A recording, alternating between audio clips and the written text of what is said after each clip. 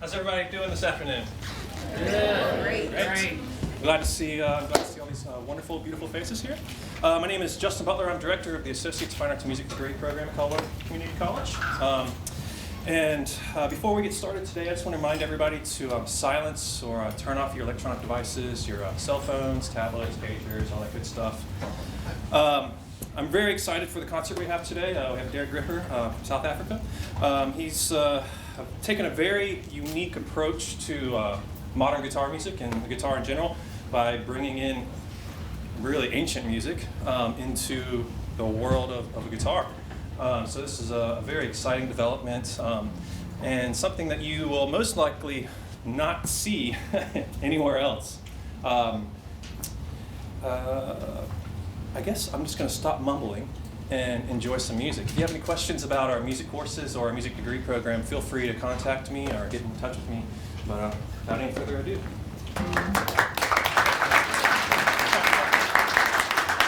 Hi. Do you have pages? Really?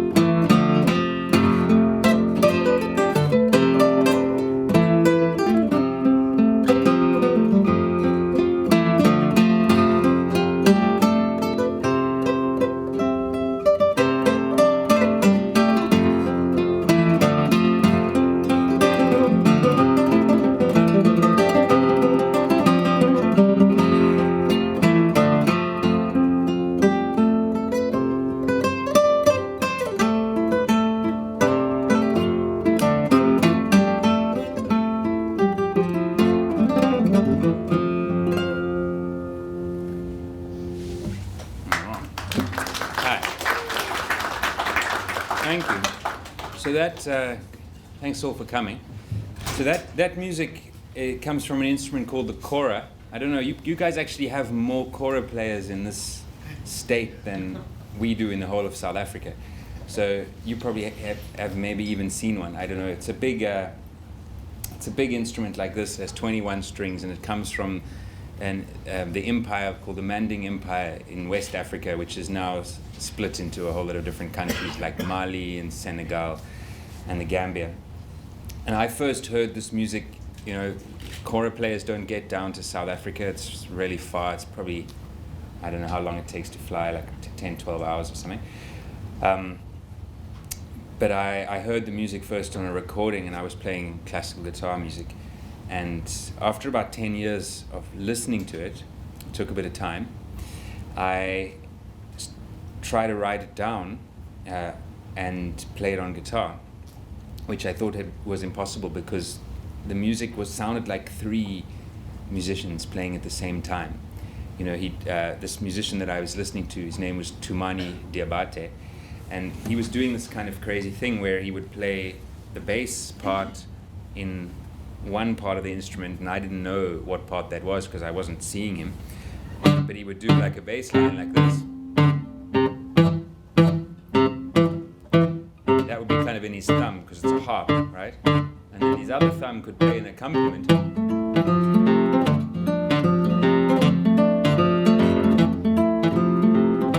And then in his fingers he would do the melody, which a singer would normally do.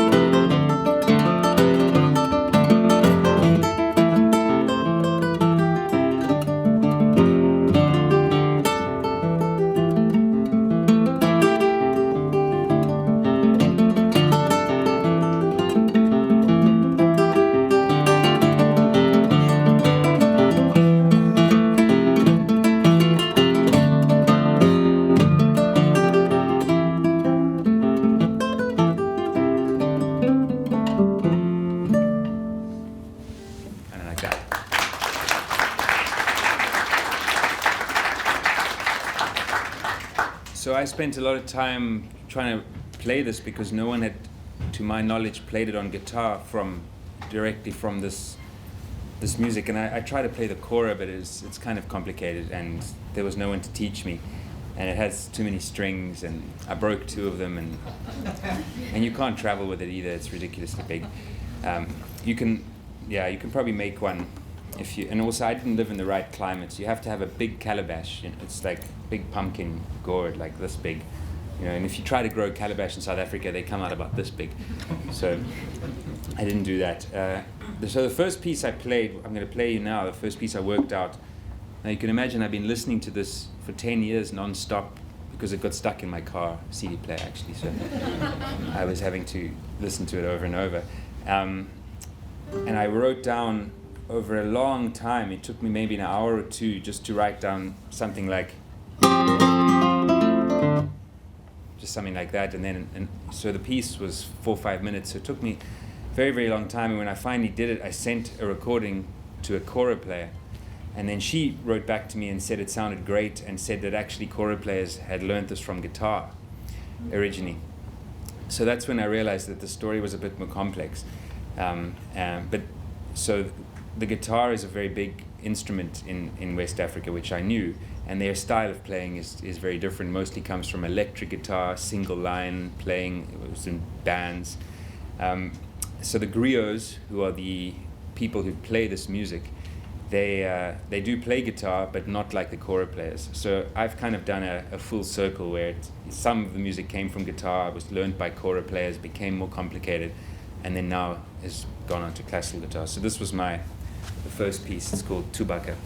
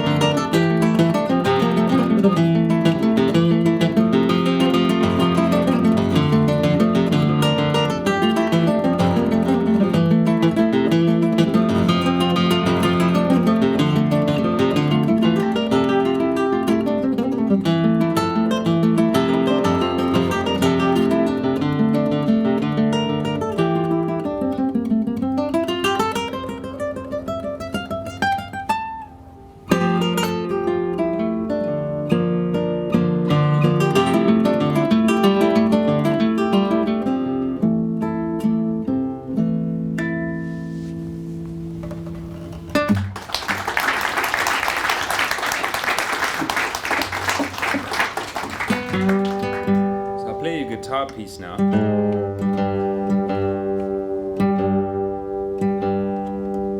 know if you've ever heard of a guitarist called Ali Farka-Touré. Ali, they call him like there's sort of saw him as a mix between the blues and African music, or maybe the source of the blues, or maybe he was influenced by the blues. It kind of goes around in circles. But he made a record with Rai Kuda, I think in the 90s maybe.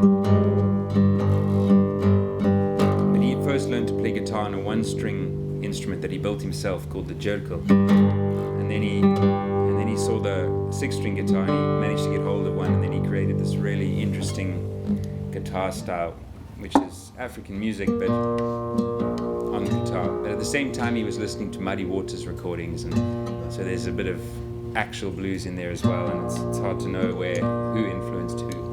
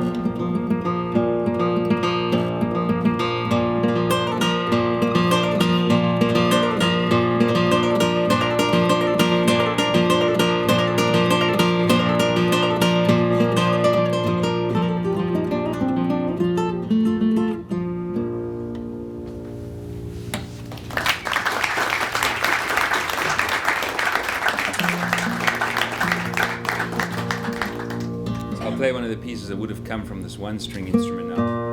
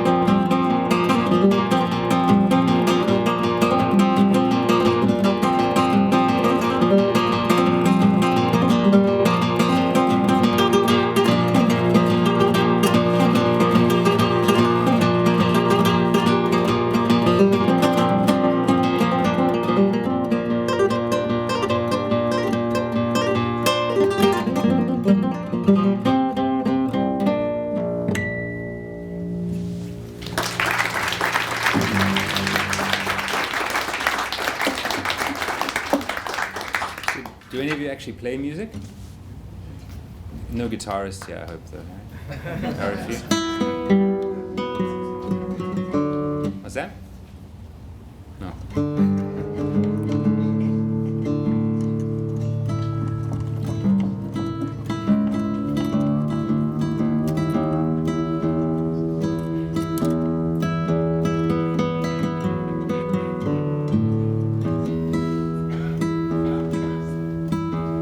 I started playing classical guitar, and it's really interesting, the whole thing about this idea of classical music and where it came from. Because when it was being made, around the time when people like Bach were writing the music that we still play today, Europe was discovering the rest of the world at the same time. And traveling to other countries and causing all sorts of trouble. And one of the things, we talk a lot about, the influence that Europe had on different parts of the world. But of course, the influence went the other way as well. And in music, it wasn't so much that for a long time that, African music or Indian music actually influenced European music by them taking on ideas and things. That happened only later when it became kind of cool to use things from other countries. That was late 1800s.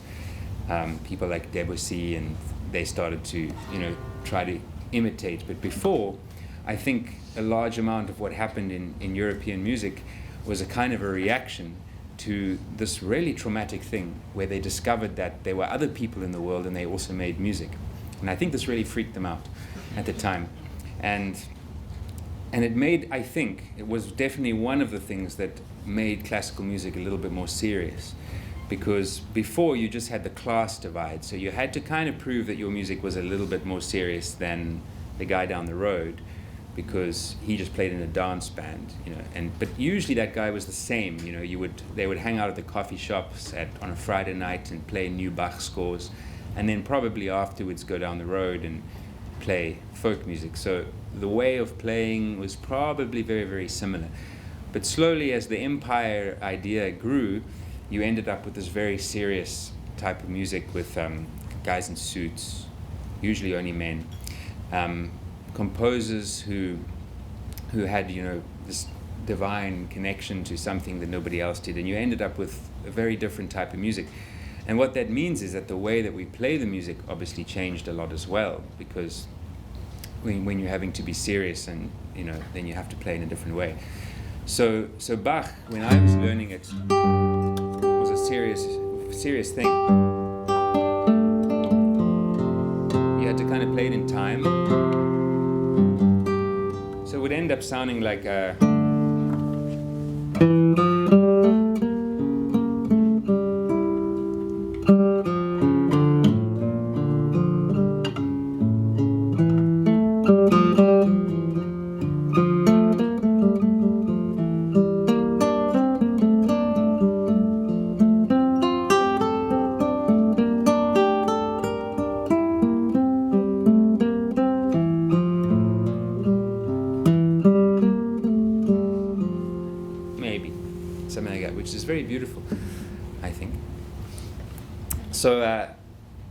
But when I started listening to the West African musicians, this is a very different tradition of music. It's a tradition of music that nobody writes down. So you learn it kind of from a teacher playing, but also not really. It's very informal. So you don't have a half an hour music lesson on a Tuesday at 9:30 in the morning. You kind of live in a family and everyone plays music, and I think the ones who aren't very musical get sent to other families maybe down the road.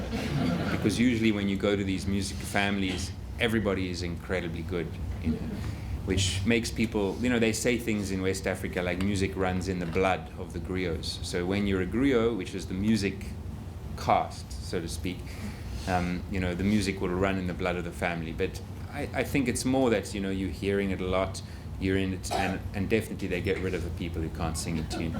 They get sent to the fishermen communities and stuff like that. So when you're learning music by ear, you're learning it in a very different way. Like like you would learn a language. You know, I don't know if you've ever tried to learn something like French from a book. You know, it's really, you're going to come out sounding very, very different than actual French people. And classical music, you know, the way I learned, my first lesson was on the violin, and they tied strings to my strings, like colored strings, and then they made marks on top of the notes on the page. So then when I saw a green mark, I had to play the green string, and when I put a yellow mark, I had to play the yellow string, and I got quite good at that. And then they took the colors away, and so it went, and eventually I could play anything that was on the page, but I couldn't kind of play what was in my ear. There was kind of this break.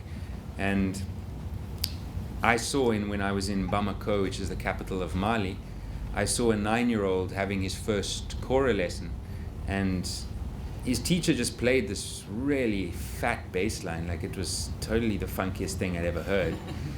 And then he gave him the Kora and he walked away, and he started washing up some dishes and making some tea. And this 9-year-old, without even looking at the Kora, just like looking around like this, just started playing that same bass line. And while he was watching everything, there was a television over there, and there was his teacher making tea there, and there was me walking around, and there was a white horse. I don't know why there was a white horse. While he was watching, he just played this riff over and over again. And maybe later, about 20 minutes later, the teacher came, and the tea was finished by then, and he taught him something else. And I've seen people as well play guitar who were like total virtuosos, you know, and his teacher would say, yeah, he actually started 2 weeks ago. So there's this kind of music as a language thing, and it makes them phrase the music differently, and the accent of the music is different. So what I've also been doing as well, to get to the end of my long story, what I've also been doing from, you know, transcribing this music from the Kora onto the classical guitar, I've also been trying to look at classical guitar music and see how can we kind of rehabilitate this music a little bit and see it from the point of view of how it may have been in Bach's time, when music was exactly like this. You were sitting at the table and, you know, singing music together. It was a much more, you know, communal thing that was happening informally, and the music was in everybody's ear. So this is what I've come up with so far. This is a piece originally for the violin.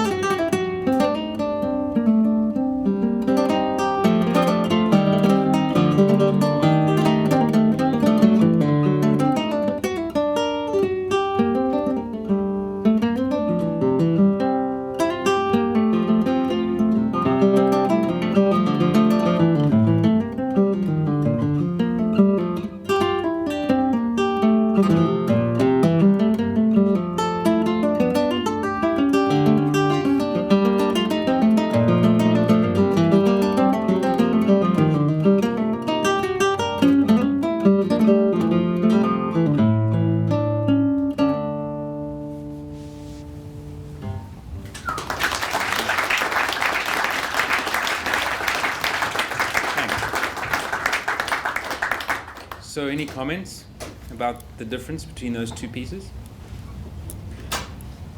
Discussion, perhaps? No. So they were obviously the same piece. So that's the little differences that you can make, or maybe they sounded the same to you, I don't know. Did they sound the same? No.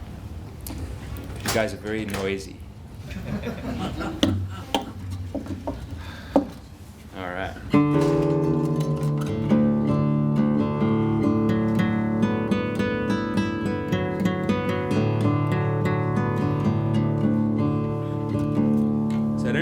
imagine a music that is created entirely without any means of recording.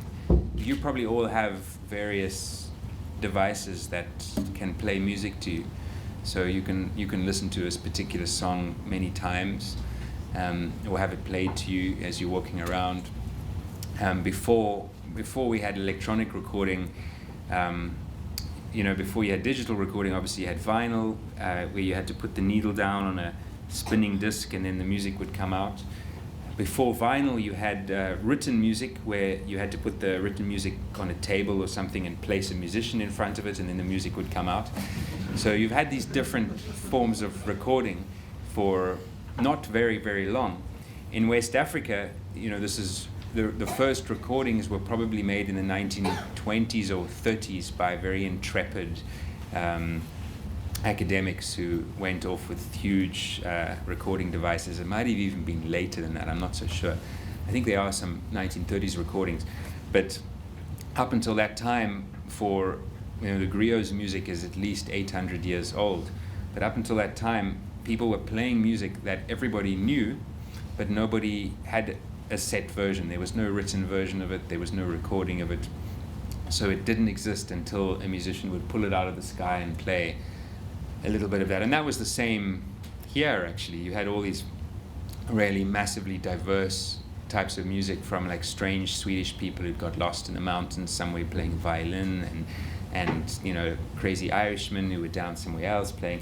And you created all these different types of music. And there was a period when the radio was invented and recording was invented, and that changed music in America very much, because suddenly everyone was listening to the same music, and the styles became a little bit more homogeneous, and everyone sort of became a little bit more similar.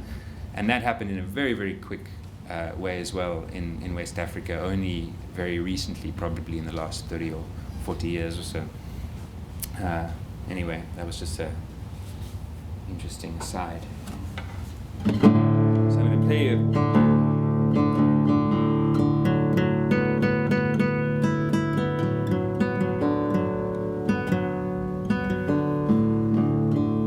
you a song now by a great singer called Salif Keita. Salif was of another caste from musicians. He was from Mali, and he was kind of an outcast in his village because he was an albino.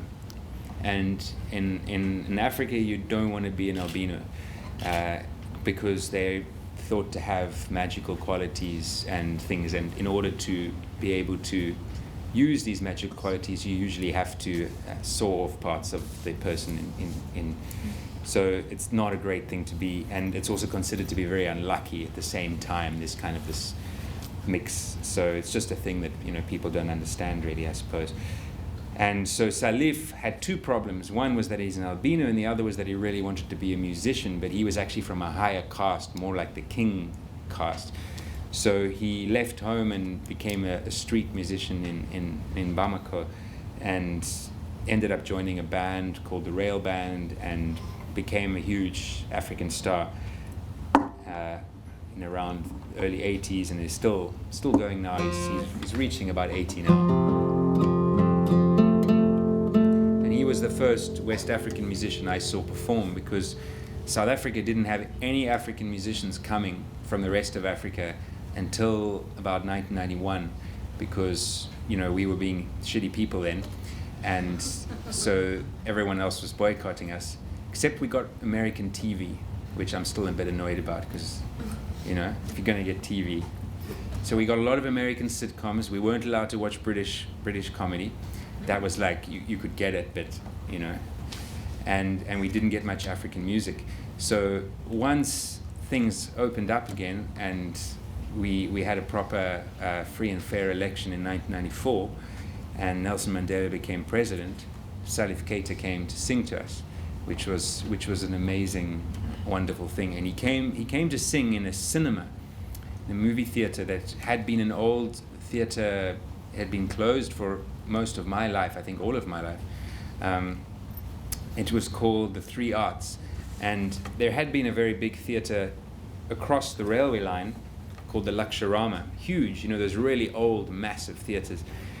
But then when the laws came about that people of slightly different shades of color weren't allowed to be in the same room together, or if they did go in the same room, they had to enter through different doors, really amazing, then they had to make a new theater, because the Lakshmarama then had to be for one shade of people, and the three arts had to be for another shade of people. Really clever social engineering. So by the time I went to see Salif Keita, I was seeing in the original whites-only cinema this 14-piece African band for the first time ever, playing this completely crazy, amazing music, which I can't reproduce for you because I don't have 13 other people, unfortunately. So I'm just going to play you one of his ballads, one of his softer songs, which is just usually on a guitar with him singing. I'm not going to sing. I'm just going. So I play the guitar melody. I play the vocal melody in the guitar as well.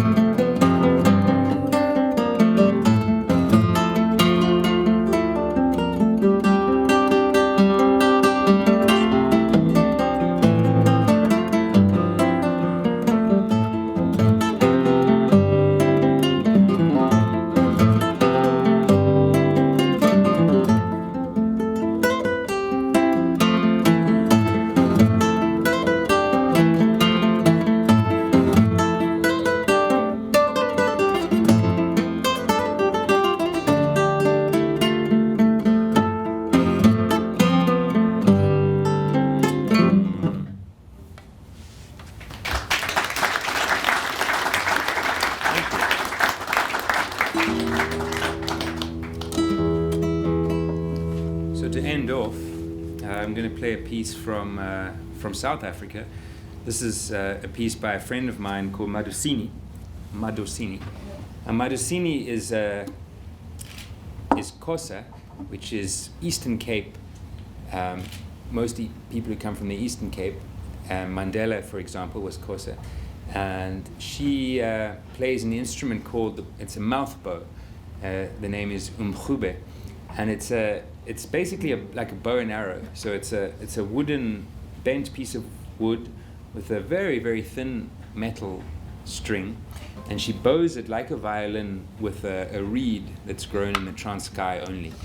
And what's amazing about this instrument is it's just one string. She can change the string to those two different pitches using the thumb. But then the stick that is attached to the string is in her mouth. And in her mouth she gets the overtones that every string has all these kind of magical little nodes, almost like a piece of bamboo. And at every node you have all these different sounds. So she captures those sounds as she's bowing it. She finds them in her mouth and somehow amplifies them by some kind of strange voodoo that I don't understand. And then while she's doing that, she whistles into the sound and makes it this kind of really loud, unbelievable floating melody. And you can try whistling with a stick in your mouth. It's not so easy.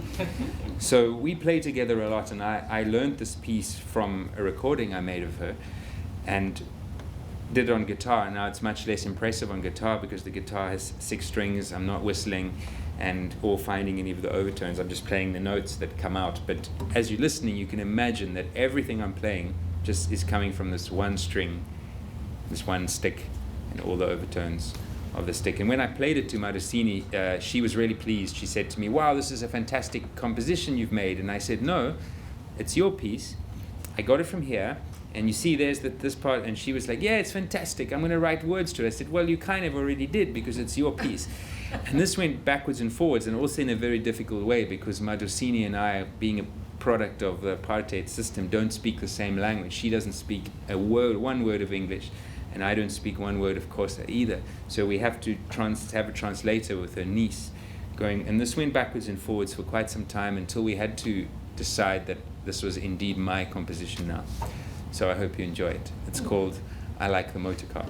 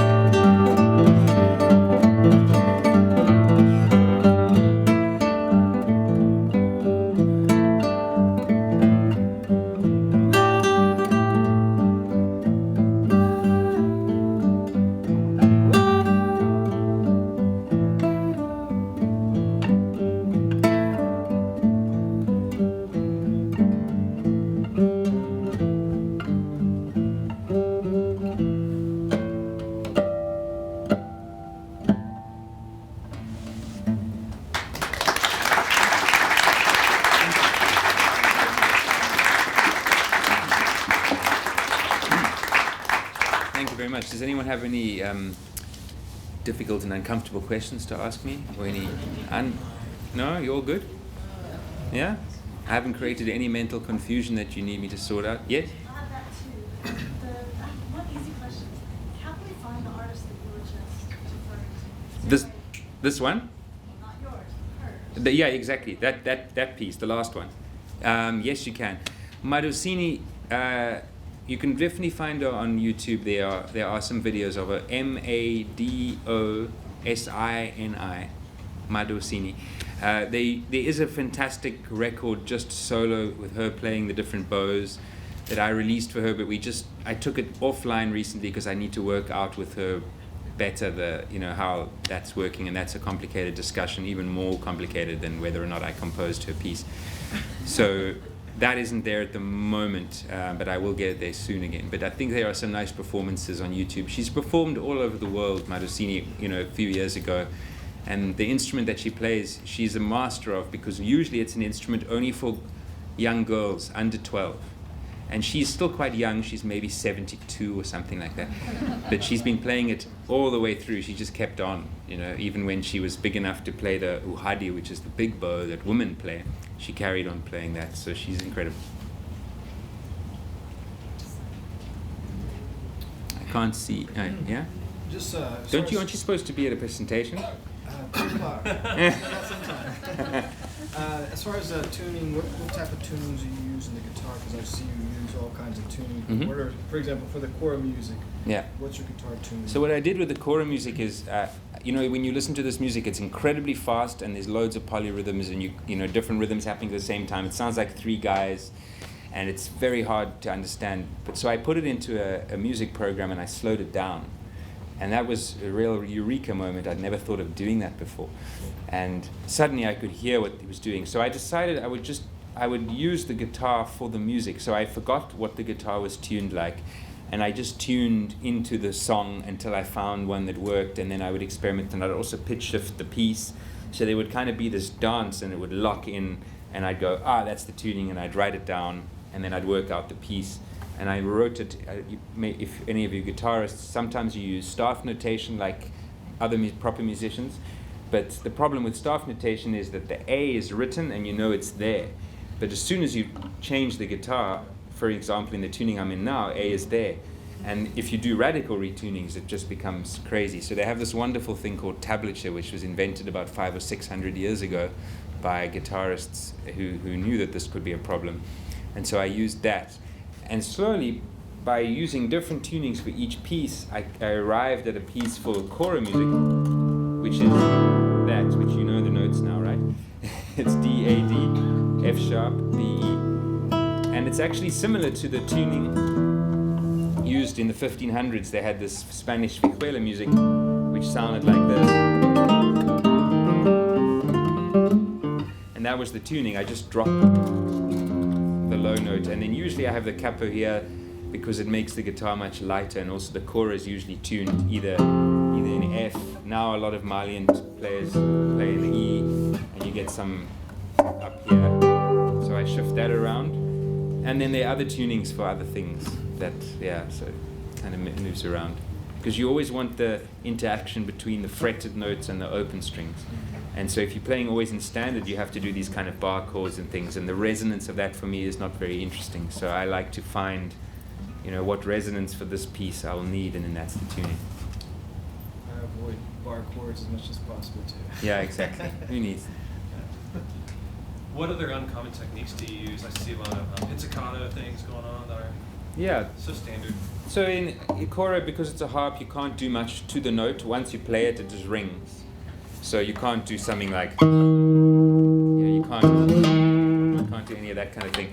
So they have other ways of making interesting accents. Like if you want to play this note, they'll play the string next to it, and then they'll cut it off. So you have.